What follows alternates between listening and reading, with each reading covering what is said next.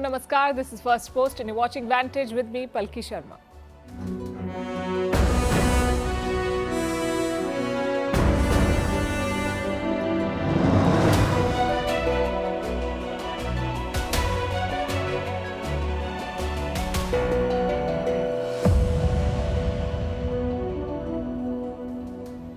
The Israeli city of Haifa is under attack. It suffered its worst attack yet. This city is home to Israeli military assets. Hezbollah is targeting it. Hamas too is firing rockets. And Iran says it is ready for war. Meanwhile, Hamas leader Yahya Sinwar may be alive. We'll tell you about this man, the mystery behind his status, and why he's a critical target for Netanyahu. In India, assembly election results are out. It's a hat-trick for the BJP in Haryana, defying poll predictions, and Omar Abdullah is set to be Chief Minister of Jammu and Kashmir again. In Pakistan, things are so bad that the Taliban is worried about regional stability on their account, and that is saying something. Does China have a secret naval base in Cambodia? What are North Korean soldiers doing in Ukraine? Why has Samsung said sorry to its investors? Why is Nike losing the sneaker wars? Is Google's monopoly ending? What's the new verdict on its Play Store? And how do you differentiate between art and trash? Sometimes even art museums cannot tell, and artworks end up in the dustbin. We'll tell you more about it. The headlines first. Hong Kong stock market suffers its worst day in 16 years. Stocks plunged more than 9%. Oil prices also sink more than 2%. It's a strong rally thanks to China's economic stimulus fades. Shares in European luxury and liquor companies were sharply lower as well. The European Union set to challenge China at the World Trade Organization, accuses Beijing of imposing anti-dumping measures on brandy imported from the bloc. It is being seen as a tit-for-tat move by China after Brussels slapped hefty additional import tariffs on Chinese-made electric vehicles. A Chinese Navy ship docks in Sri Lanka, this despite a ban by Colombo on foreign research vessels. Sri Lanka's new government says permission was given to the ship because it is, and I'm quoting, a training vessel and not a research craft. In the past, India has raised objections over these port calls by China. Kenya's parliament votes to impeach its deputy president. He is accused of corruption and undermining the president by supporting the anti-government protests. But William Ruto's deputy denies the accusations. Since June, political tensions have been high in this East African country. And Geoffrey Hinton and John Hopfield win the Nobel Prize in Physics. They were awarded for their pioneering work in artificial intelligence. Their research on neural networks in the 1980s paved the way for this technology. Hinton is known as the godfather of AI. Last year, he warned about the risks posed by AI to society and humanity.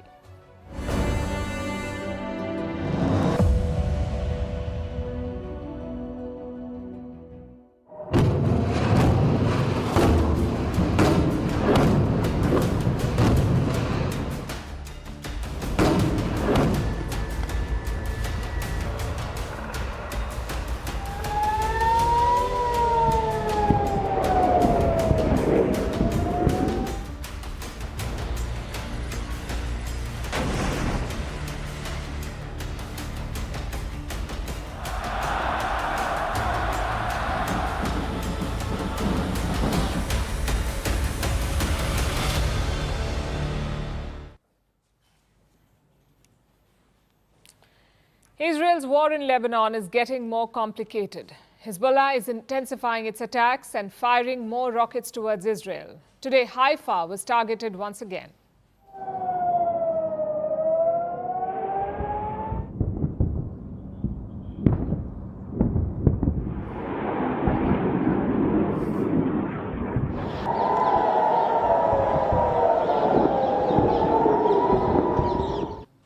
Hezbollah launched a major strike. It fired more than 100 rockets at Haifa and nearby areas. It lasted for about 30 minutes, meaning Hezbollah fired over 100 rockets in half an hour. And this is quite significant.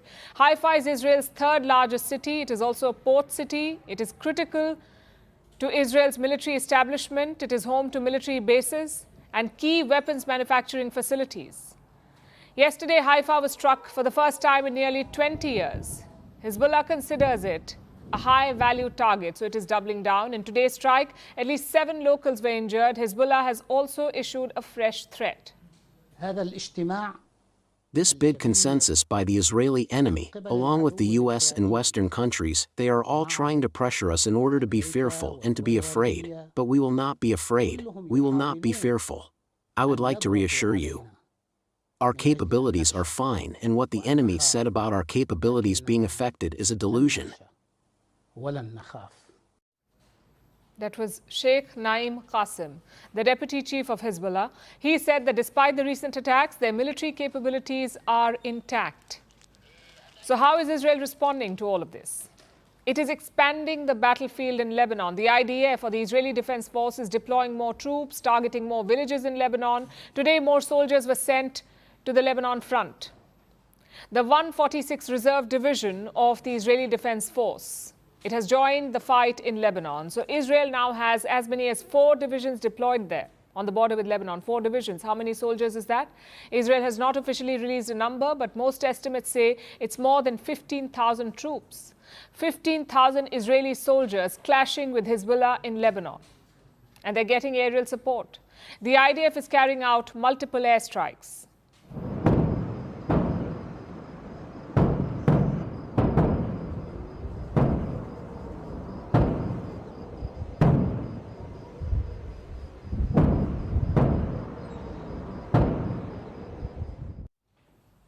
Israel says it is making progress. It claims to have taken over a Hezbollah base in southern Lebanon.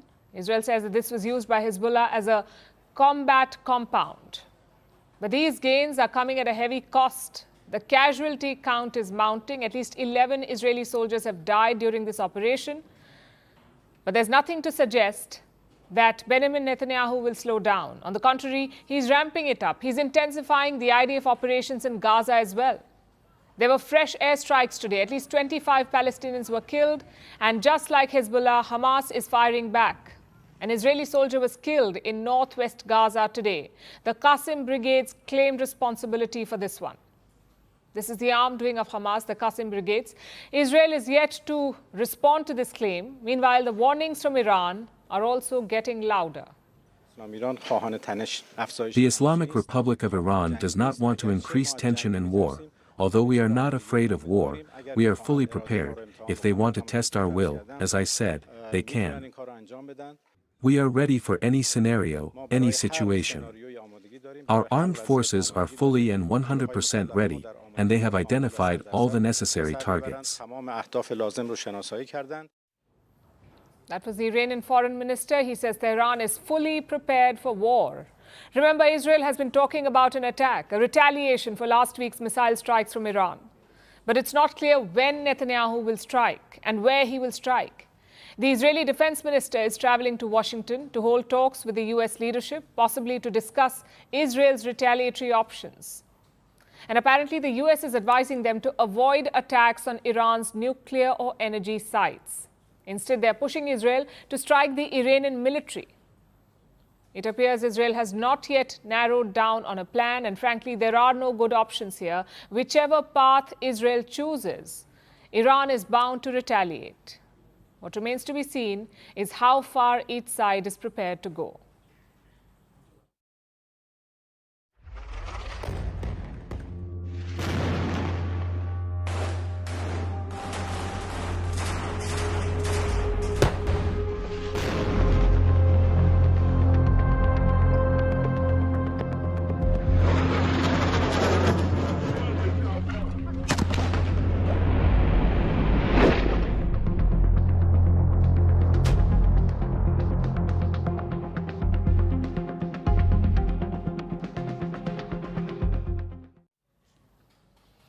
It's the greatest mystery of this war.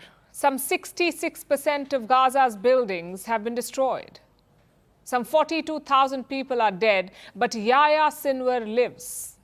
And nobody knows how.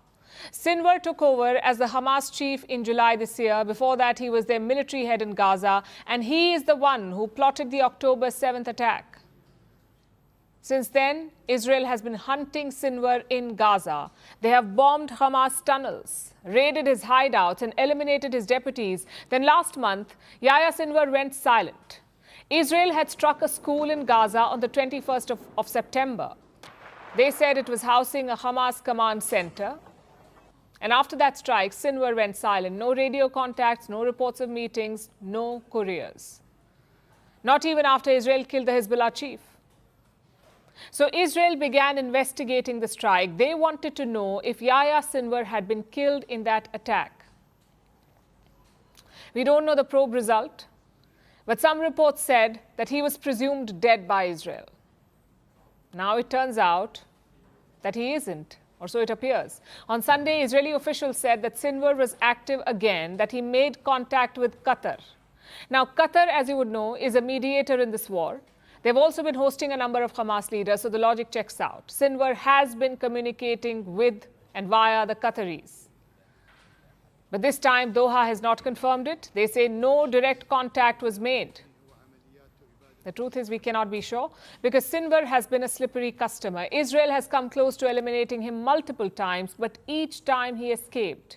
Sometimes by surrounding himself with hostages, basically human shields. It's a ruthless but surprising feat. Just think about it. Israel managed to kill Ismail Haniyeh in Tehran. They managed to kill Hassan Nasrallah in Beirut, but they have not been able to take out Yahya Sinwar, that too in territory that they, the Israelis, occupy. So what's the secret here? Well, the tunnels are a major reason. Hamas has basically built an underground city in Gaza, a tunnel network that is 500 kilometers long. It's like a maze down there. Very hard to track down and raid. And Sinwar has used it to his advantage. In February, Israel's military released this video. It is said to show Sinwar fleeing through a tunnel.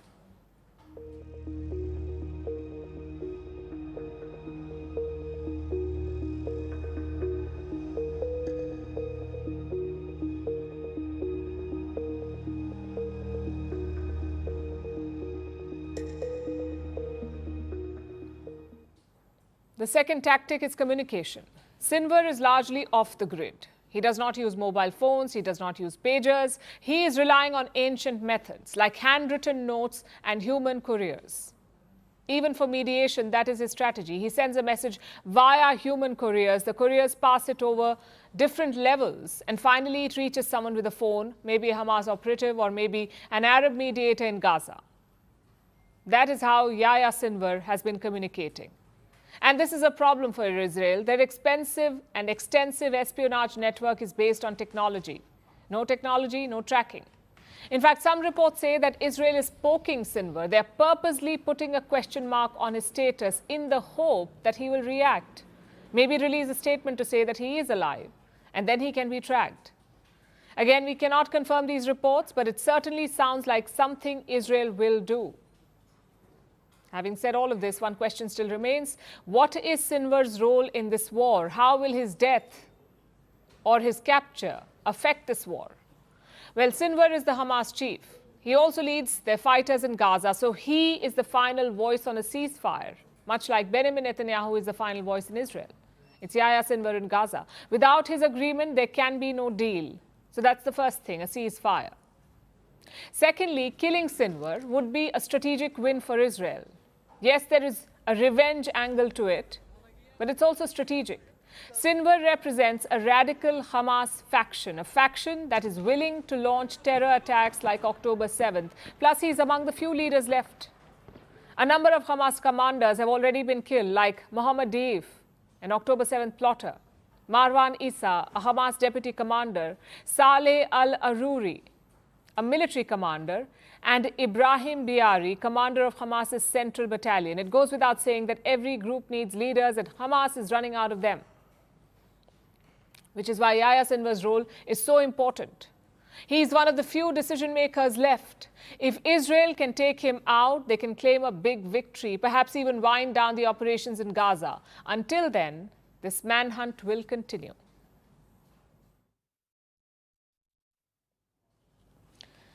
Let's turn to India now. The top headline is election results. These were regional elections for legislative assemblies, one from Jammu and Kashmir and the other from Haryana. And what's the verdict? In sporting terms, it is 1-all. The Congress and the National Conference have won in Jammu and Kashmir, and the BJP has won in Haryana. It's their third victory in a row. And within this scoreline, there are many stories. So let's take a closer look. This was Kashmir's first election since 2014, also the first since Article 370 was removed, the article that gave Jammu and Kashmir special powers. It was scrapped in 2019. So the election campaign this time was framed around that issue. The BJP said it was a masterstroke, scrapping Article 370. The opposition called it a betrayal. Let's look at the numbers now. The National Conference has won 42 seats. That's the party of Omar and Farooq Abdullah. They were allied with the Congress Party and the Communist Party. The Congress won 6 seats. The Communists got 1 seat. So put together, this bloc, this opposition bloc, has got 49 seats. Now, to put that in context, the Jammu and Kashmir Assembly has 90 seats. The majority mark is 46. They've got 49. It should be smooth sailing for the NC and the Congress. Omar Abdullah is expected to be Chief Minister again. And what about the BJP? Well, they have won 29 seats, all of them in the Jammu region. But we'll come to that later. You see, this victory is a very consequential one. Just look at the NC manifesto. They have promised to work towards the restoration of Article 370, basically to restore special powers to the state. They also want to modify or cancel laws that were passed after 2019. Of course, 370 is the centre's domain. The state government plays no role or no part in it. But it does set the stage for an interesting period ahead, possibly one of friction. Nonetheless, let's look at the big takeaways. First of all, democracy has returned. We did not see any violence during this election. No one's complaining about the results. And that's what ultimately matters. Peaceful and fair elections. That's a big, big win. Secondly, the hardline elements have flopped. Dozens of separatists had joined the poll fray as independents, including allies of separatist leader Engineer Rashid. He's in jail for a terror financing case. But he was granted bail to campaign. Even the Jamaat-e-Islami had fielded candidates in this election. They were all expected to make an impact, maybe cut into the vote bank of the National Conference, but clearly they did not. Only 7 independents managed to win this time. And the third big takeaway, Jammu and Kashmir is a story of 2 regions, the Kashmir Valley and Jammu. Just look at this map. All of the BJP's wins are in the Jammu region, which is largely Hindu-dominated. All of National Conference's wins are in Kashmir, which is Muslim-dominated.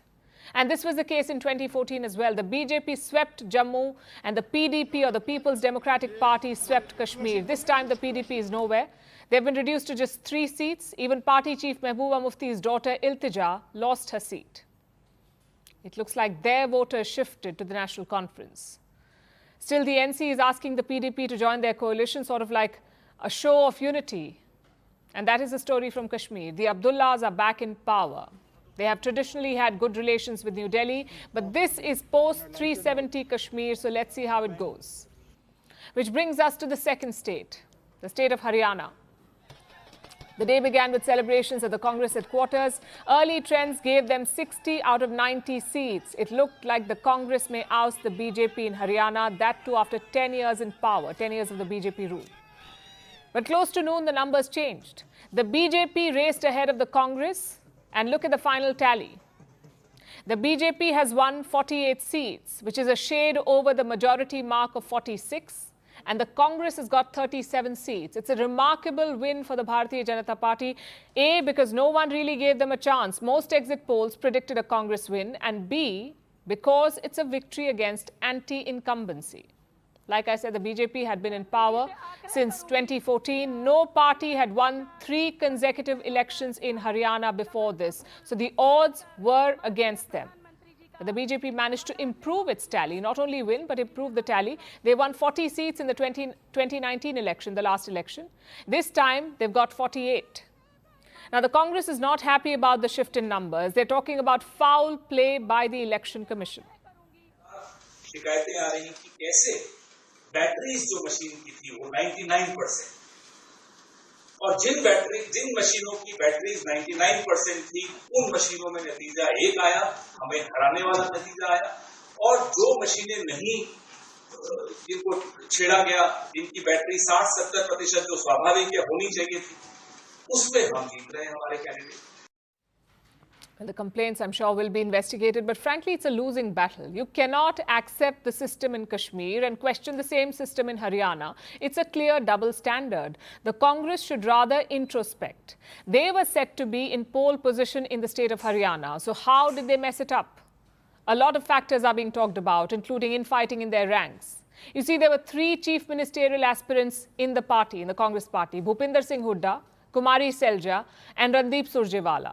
It's a situation that inevitably backfires. But let's also look at the bigger picture. What do the results in Haryana mean for Indian politics? Again, 3 things. 1, it's a speed bump for the opposition. They were flying high after the Lok Sabha elections, despite losing.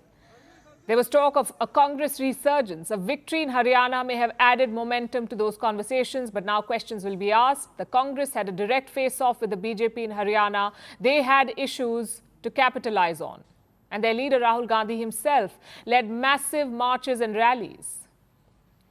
Yet they lost. Secondly, it's a big relief for the BJP. In the Lok Sabha, they suffered setbacks in northern India, in states like Haryana, Uttar Pradesh, Bihar, and Himachal.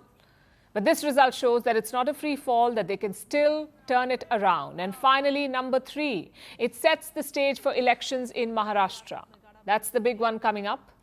Maharashtra is the richest state in India. It's currently ruled by a BJP coalition.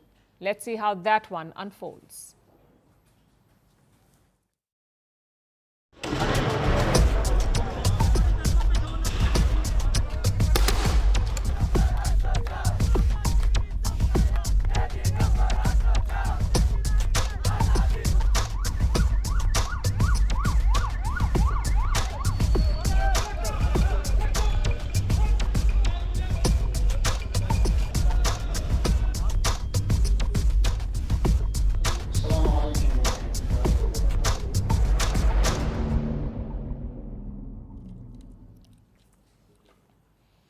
Now let's turn our attention to Pakistan. The country is a mess. This is a news, it's a fact. There's always one crisis or another that's unfolding in Pakistan. You have terror attacks in Karachi targeting Chinese nationals. There are crackdowns in Islamabad against political rallies. And then there are outright attacks in Khyber Pakhtunkhwa against the Pashtuns. Anywhere you turn in Pakistan, you're greeted with discontent and violence. It is so bad that even the Taliban are concerned. You heard that right. Afghanistan's Taliban regime is worried about peace and stability in Pakistan. We're not making this up. They even issued a statement on Sunday. Here is what it said. I'm quoting the Taliban. The tensions between the government and political opposition supporters in Pakistan has reached an alarming level that could adversely impact the entire region. The best approach to address the legitimate demands of the people is via negotiations and understanding. This is the Taliban saying. The recent events have proven that rejecting negotiations further complicates matters. We are closely monitoring the situation in Pakistan and hope that the Pakistani government and influential institutions will deal reasonably and pragmatically with the growing discontent. That was the Taliban, asking Pakistan's government to get their house in order, asking them to negotiate with the people so that the chaos in Pakistan does not cause regional instability. Can you imagine how bad does a government need to be to draw criticism from the Taliban, to be put on the Taliban's watch list? Islamabad was not amused, of course. They issued a sharp rebuttal yesterday. Pakistan's foreign ministry called the remarks unacceptable interference and regrettable meddling. They added, and I'm quoting, "Instead of lecturing a democratic country, the Taliban government should focus on resolving its internal issues, prioritize inclusivity and meet the needs of its own people, including women's right to education, rather than restricting their rights with misleading interpretations of religion." The second part is definitely true, but calling Pakistan a democratic country seems a bit delusional. Think about what led to the Taliban's remarks. These were the scenes from the streets of Islamabad on Friday. Containers used as barricades, police firing tear gas, desperately trying to stop a protest. The protest was led by the PTI, the Pakistan Tehreek-e-Insaf Party. It's the party of former Prime Minister Imran Khan, who has been in jail for over a year now. Imran Khan has been locked up on a number of charges. The Pakistani government filed more than 150 cases against him. Not one of them has stuck. But whenever Imran Khan gets bail, a new case pops up. Some fresh ones were lodged this weekend because of the protests. The government accuses Imran Khan of fomenting violence, even as he sits behind bars. He's fomenting violence, they say. And today it was announced that visitors have been banned from seeing him. Pakistan really is quite the democracy. And it is amid this chaos that the Taliban issued their statement. It seems Kabul is wary of regional instability and security threats. And that's something a lot of nations should be, in fact, concerned about, especially considering the SCO summit next week. The SCO is the Shanghai Cooperation Organization. It's a Russia and China-led grouping with 10 members, including India and Pakistan. A summit of the SCO will be held in Islamabad on the 15th and 16th of October, and leaders from all the member nations are actually going. Why? Who knows? Perhaps it's been a while since their last near-death experience. Whatever the reason, all the SCO leaders will be there, and so will India's External Affairs Minister S. Jaishankar. Duty calls apparently. Islamabad knows that it has to put on a good show. New loans and bailout packages may be riding on this summit. So Pakistan has effectively put Imran Khan in solitary confinement. It is banning groups like the PTM, an ethnic Pashtun movement. They want to hold a national Pashtun convention, but the police are literally setting their camps on fire. That is how bad the repression is in Pakistan. Islamabad is stamping out any hint of dissent because it wants everything to be perfect for the SCO. But yesterday's attack proved that with Pakistan, terror is always around the corner.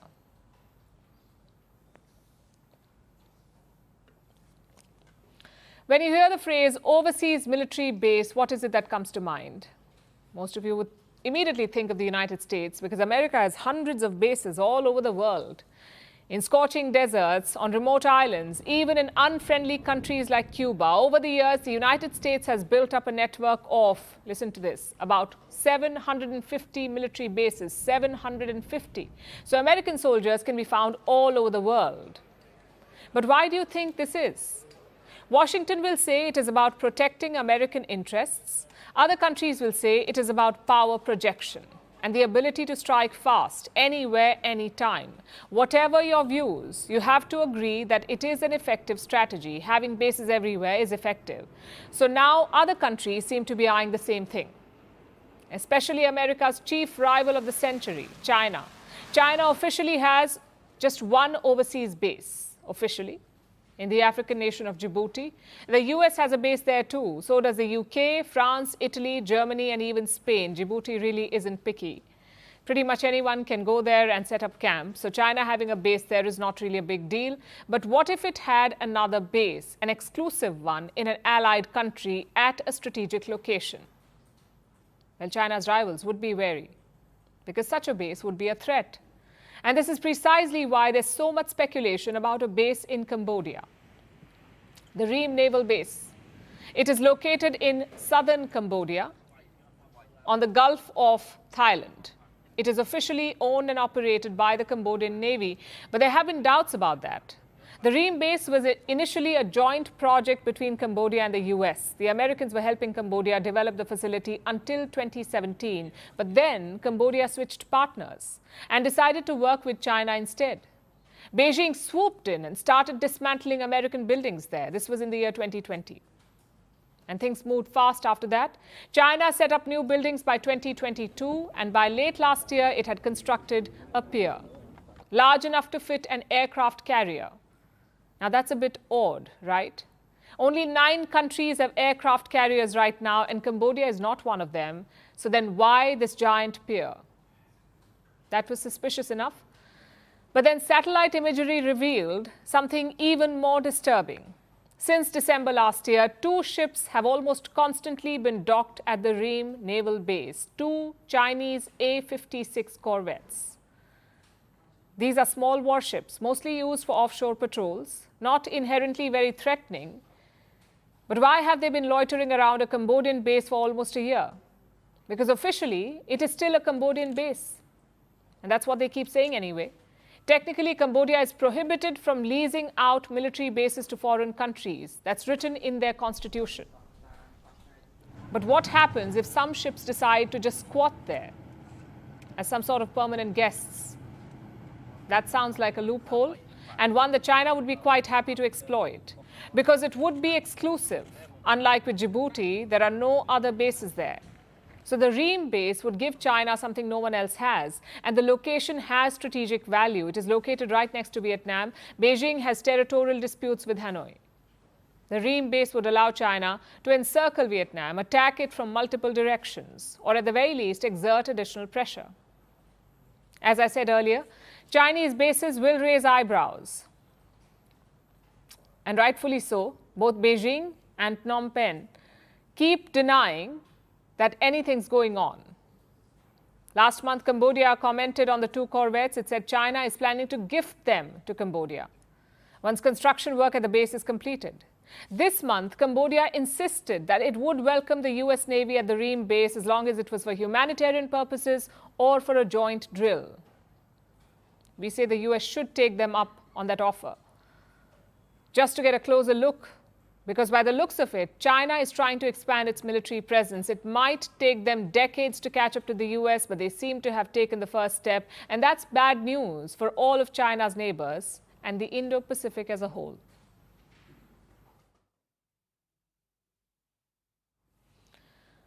Now to the war in Ukraine. Last week, Ukrainian missiles struck Donetsk. The attack killed a few soldiers. But here's the catch. They weren't Russians.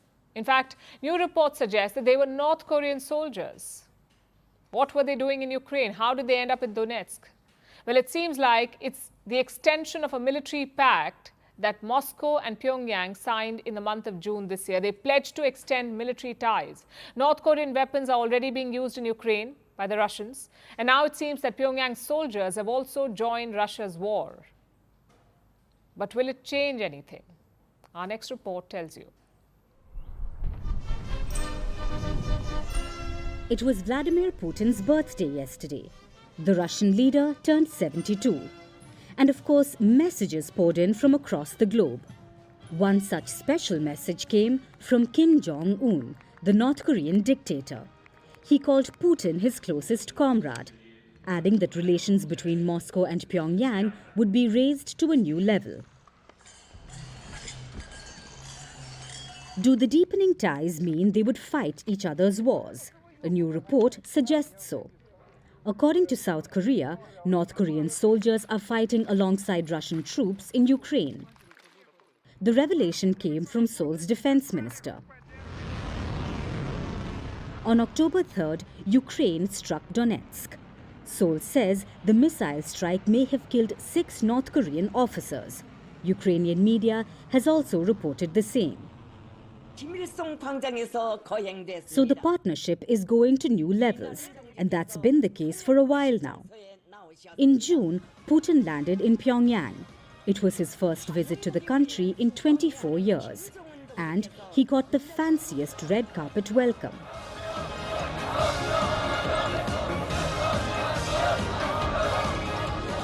Last year, Kim traveled to a city in the Russian Far East, so the ties have been growing. And one of the reasons for that is the war in Ukraine. It's left Putin isolated. He's lost the West, he's lost support, he needs new allies. And what better option than North Korea? The Moscow-Pyongyang relationship goes back decades. It started in the 1950s with Kim's grandfather Kim Il-sung. In between, the two nations grew apart. But now things are back on track.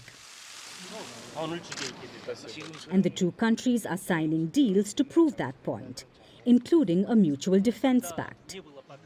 The two nations promise to share military technology. More importantly, Putin says he may defend North Korea if attacked. That's a very big promise.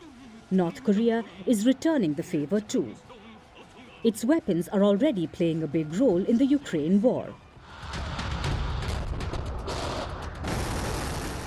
Growing evidence suggests that Russia has been deploying North Korean missiles in Ukraine, and now it looks like it's also using Pyongyang soldiers. Which brings us to the question, how far does this no-holds-barred friendship go? Well, there's nothing organic about this comradeship. It may look like these two are BFFs, but it's based on common enmity towards the US. However, there's also a lot to gain. For Putin, it's a new ally, a steady supplier of military weapons and now even soldiers, also a deterrent in the Pacific. For Kim Jong-un, Russia can help upgrade its military technology. It can also help in providing food and fuel. So both sides have a lot at stake here. But there's also a lot to be gained. For the West, this new partnership spells danger. Kim's weapons are already impacting Ukraine, and now his soldiers could tip the scales in Putin's favor in this war.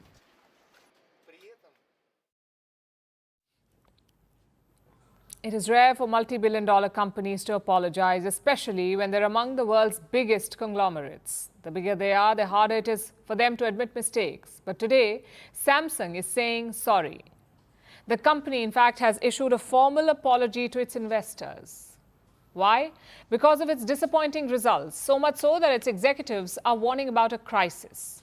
Samsung has reported its quarterly numbers. It made a profit of $6.8 billion, a profit, which should be good news. But according to experts, it isn't. They were expecting better numbers. And Samsung failed to deliver because of its semiconductor business. In fact, the head of Samsung's semiconductor division has said as much. He's admitted that they fell short. I have a statement from him. Listen to this. These are testing times, he says. We have caused concerns about our technical competitiveness, with some talking about the crisis facing Samsung.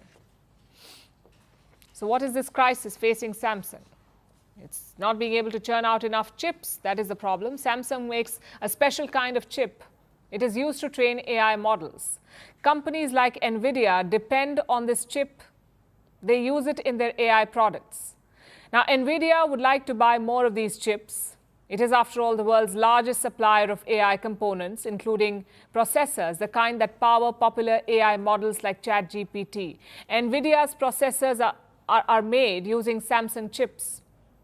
So in an ideal scenario, Samsung would have benefited immensely from the AI boom. NVIDIA's products are in high demand the world over. The more processors they produce, the more money Samsung should be making. But that's not the case, because Samsung is not being able to provide enough chips, forcing NVIDIA to turn to a competitor, a company called SK Hynix. This company is filling the gap for NVIDIA, and Samsung has admitted to this. It has confessed that deliveries are running late on their part. And that's the first problem. Samsung is also falling behind TSMC, Taiwan Semiconductor Manufacturing Corporation, TSMC. It's the world's largest chip maker. It competes with Samsung. Both these companies can make customized chips for clients. Samsung has the resources and the heft to challenge TSMC. But on this front too, it has fallen short. Its shareholders are unhappy with this. The stock has been falling steadily. This year, it has lost over 20% of its value. Long story short, Samsung needs to get its act together. It is one of the biggest tech and electronics companies in the world. But in South Korea, it's much more than a company. Samsung is what they call a chaebol. What's a chaebol? It's a term for large South Korean conglomerates, usually controlled by a single family. These chaebols dominate the country's economy. They hold outsized wealth, and they're also among the biggest employers. Companies like LG and Hyundai, they're all part of this club. But Samsung is by far the biggest of them all. It accounts for around 15% of South Korea's economy, this one company. So Samsung is critical for the country and for its economic stability. But it has been going through a rough patch. Its financial results have failed to impress investors. There have been protests. Workers have gone on strike, first in South Korea and then recently in India as well, demanding better pay and working conditions. Last month, Samsung also announced sweeping layoffs, impacting up to 30% of their workers overseas. The thing is, this company is struggling with AI, the biggest tech breakthrough in recent history. And the company is also promising to course correct, to overhaul its setup. But it won't be easy because market demand is also slowing down. Big tech is becoming more cautious with their AI investments. Their previous bets are yet to pay off. They've already spent billions of dollars on AI. Now they'll have to tread with caution. While the technology does hold promise, the timeline for the returns is hard to predict. So tech giants are expected to go slower or to stagger their investments.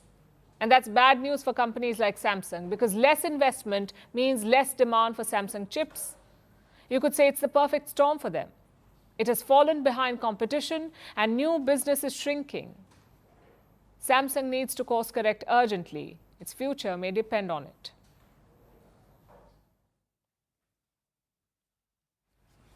A strange war is sneaking up on us, a sneaker war, where the usual frontrunner, Nike, seems to be on the back foot. The giant has witnessed its biggest drop in sales since the pandemic. In the latest quarter, Nike's revenue fell by 10% and profits fell by 28% from a year ago. Meanwhile, Nike's rivals, Adidas and Asics, are enjoying boosted sales. And sneaker upstarts are grabbing more market share. Why? Because in this battle for the $84 billion sneaker market, innovation is key. Here's a report. Maybe George Orwell had a point. 1984 was a tough year, especially for Nike, the US athletic footwear company. Nike's profits were down. Its growth had stalled. Unsold inventory was backing up. So in 1985, Nike birthed a revolution. It released the Air Jordan 1 after a deal with the basketball legend Michael Jordan. Back in 1985, a pair of Jordans was priced at about $65, and Nike expected to sell 100,000 pairs in the first year. Instead, it sold 1.5 million in the first 6 weeks. Today, Air Jordan, which has dozens of models, is considered the holy grail of sneakers. It has influenced people, pop culture, and businesses everywhere, helping make Nike the world's largest sportswear company. Everyone wants a pair of Jordans, and Nike has been happy to oblige. But over time, this has become a problem for the company. It has become too easy to score a pair of Air Jordan 1s. Not only those, but also Air Force 1 and Dunk. These are the 3 largest multi-billion-dollar footwear franchises in industry history. Nike oversold them and diluted their limited edition sway. And this has hit the sneaker giant's finances. Traffic is declining across Nike-owned stores and websites. There is an inventory backlog. Despite higher promotions, sales are down. In the latest quarter, Nike witnessed its biggest drop since the pandemic. Revenue fell by 10%, and profits fell by 28% from a year ago. This has unnerved investors. This month, Nike executives warned that its sales could fall another 10% in the current quarter. So the company declined to provide a forecast for the next fiscal year ending in May 2025 and postponed the investors' meeting. What are they waiting for? Actually, the correct question is, who are they waiting for? Elliott Hill. Nike is replacing their current CEO, John Donahoe, with their former CEO, Hill. And he will have one job: to make Nike cool again. Which is going to be tough. It won't be as simple as regaining the air of exclusivity for their Air Jordans, because the company is already on it. Nike is reducing the release of Jordans by 35% this year. And this is not 1984. This time, the landscape is different. The sneaker market is booming. It stands at a whopping $84 billion globally, and it's expected to grow at about 5% annually. Because sneakerheads are fashion-forward customers. They already have shoes. They're looking for something more. Nike is tumbling in this area. It's failing to innovate, and upstarts are grabbing the market share, like Decker's Hoka and the Roger Federer-backed On. Plus, while Nike does little to drive demand, other big names are taking innovation and running with it. New Balance has 990, Asics has Gel Cayano, and of course, Adidas, Nike's biggest competitor, has the Samba and Gazelle. While Nike is in a slump, Adidas is charging like a gazelle towards boosted sales, with expected third quarter revenues to increase by 10% from a year ago. Now that's reason enough to Samba. Of course, not for Nike though, which doesn't have its next groundbreaking product innovation yet. And until it does, the sneaker giant will remain on the back foot.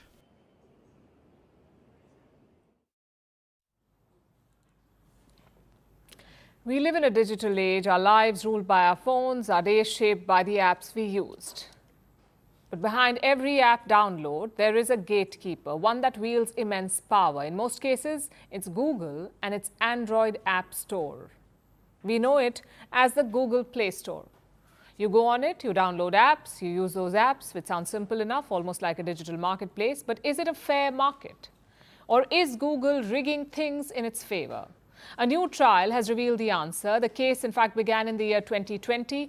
Epic Games filed an antitrust lawsuit against Google. The charge was quite simple. Google was stifling competition. That was the accusation. Epic Games accused Google of monopolizing how consumers access apps. The case dragged on. Last year, a jury ruled in favor of Epic Games. It was a big win. And today, that win became bigger. A judge has ordered Google to open up its Play Store. Competition must be allowed. That's what the ruling says. So basically, Google must overhaul its business. This goes into effect from the 1st of November. Of course, Google has time. It can appeal against the verdict. It can also get this order paused for the time being. But the ruling itself is quite significant. And to understand why, let's go back to where it all began. In the year 2008, Google launched the Android operating system. It promised to be an open source platform. Android's open nature was appealing. It found a lot of takers, and Google ended up dominating the mobile market. Right now, 70% of the world's smartphones run on Android. 70%. It's a huge market share. Now, Android is open source, yes, but every Android phone comes with this, the Google Play Store. It is the primary source of apps, and it's anything but open. Google calls the shots here. To be on the Play Store, you must play by Google's rules. The biggest red flag is the commission fee. You see, you download an app, you spend money on it when you buy an app, you make in-app purchases. You assume that this money goes to the developers, the people who made the apps that you buy. But here's the twist. While the developers do get some money, Google takes a cut, a 30% cut. Most developers believe that this is excessive, and Google, in fact, agrees. In an internal report, they estimated that apps overpaid Google almost $1.5 billion every year. $1.5 billion, that's a lot of money, but apps do not really have a choice. Yes, there are alternative app stores, but Google does not allow them to run. Take the Samsung Galaxy Store, for example. It's another Android app store. Google did not like it. It tried to kill it multiple times. Samsung resisted. It's a big company, but other companies were not as big as Samsung. They could not stand up to the big bully. So the result is what we have now, an illegal monopoly. Google calls the shots. You must abide by its terms. If you don't, you're out. It's as simple as that. And Google has gone to great lengths to maintain this. It has signed deals with phone makers. For example, OnePlus. Google offers them incentives to prevent pre-downloading of other app stores. It also courts top apps like Netflix and Spotify. Spotify does not even pay the Play Store fees. Why? Because of a secret deal. So you get the gist here. This is how Google keeps competition away and stays on top of the game. This new court ruling aims to change that. It says Google must open up Android. It must allow third-party app stores. But don't expect it to happen immediately. Google will most likely appeal this order. Nonetheless, it's a good start, a sign that Google's dominance is being challenged.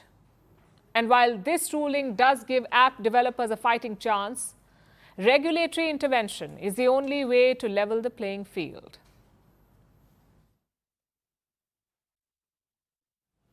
Our last story tonight is about the eternal question: what is art?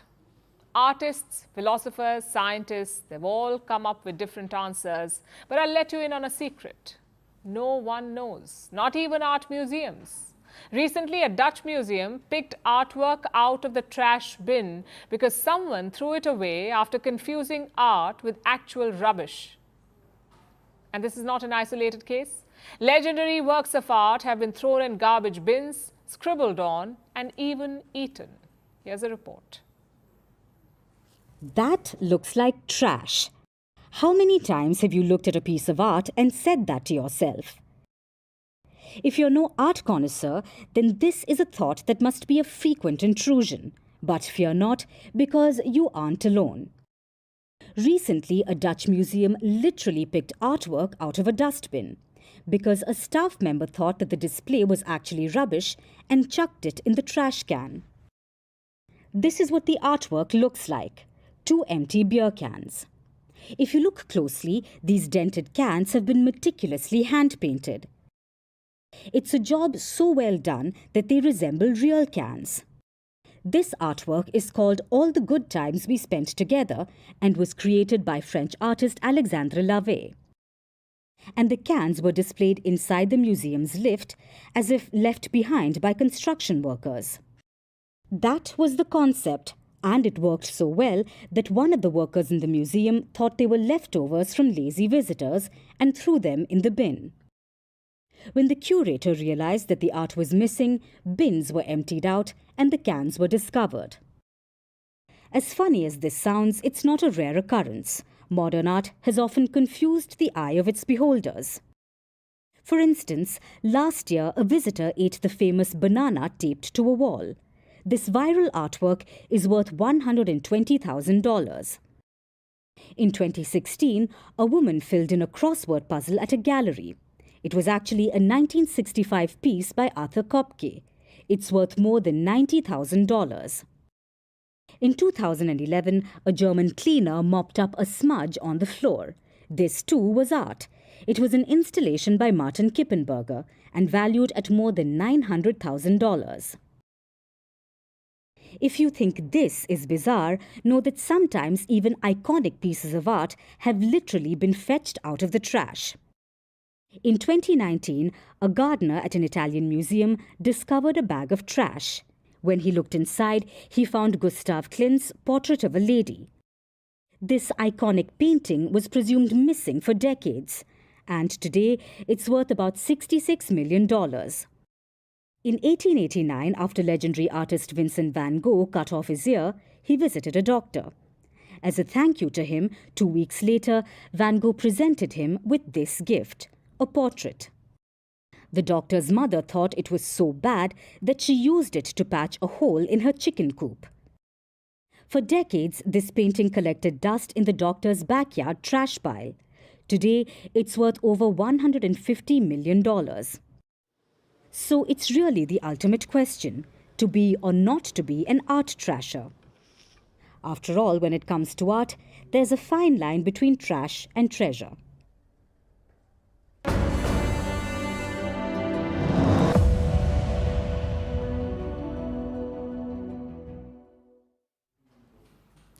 Zakir Naik is in Pakistan right now and he's been charged by the authorities. Not the kind you're thinking, not for silly crimes like hate speech. Zakir Naik was charged for extra luggage at the airport. He was flying with the PIA, the Pakistan International Airlines. You may have heard their slogan, on time but only for bankruptcy hearings. You see, the PIA is broke. The Pakistan government is looking to sell it. So we thought that's why they charged Zakir Naik. But then we read how much luggage he was carrying: 1,000 kilograms. That's clothes, plus gadgets, plus the full weight of his dumb opinions. And it doesn't end here. Zakir Naik wanted the PIA to waive the extra charges, but the PIA refused. Instead, they offered him a 50% discount. So guess what Zakir Naik did? He called out Pakistan in his sermons. He said at Indian airports, he would never have been asked to pay. And frankly, he is right. Because forget checking in his luggage. In India, he would be arrested on arrival. Naturally, Pakistanis are mocking him on social media. They're asking their government to choose better guests. हमारा 1000 kilo था. Wait a minute. Who are you?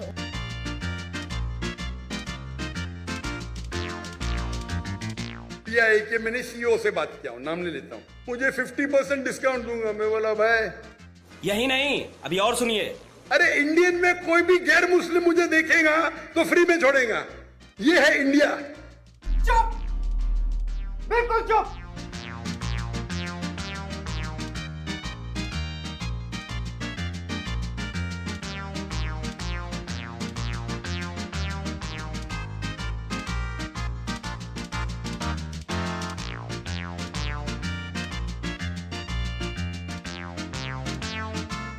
सच बोलने को मुझे दुख होता है, but ये पाकिस्तान का हाल।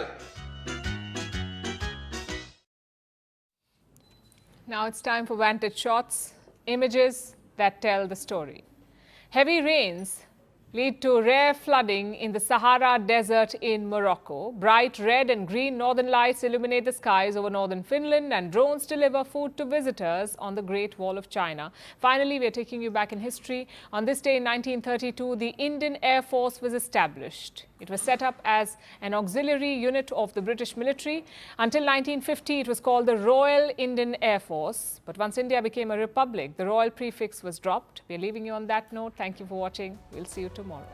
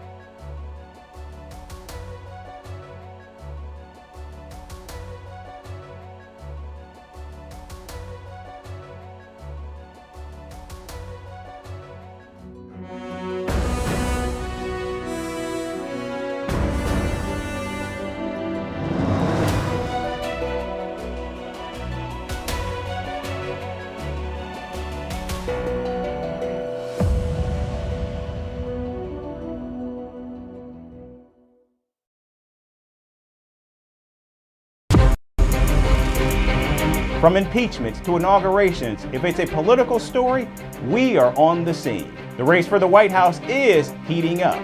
Kamala, you're fired. I say, bring it on. If it's breaking news, we're live with the latest coverage. From the White House, the State Department, and Capitol Hill, we know the issues, but above all, we know the players to bring you the latest in-depth analysis on all the key stories that we're covering. I'm Eric Ham. Join me from Washington here on Firstpost America.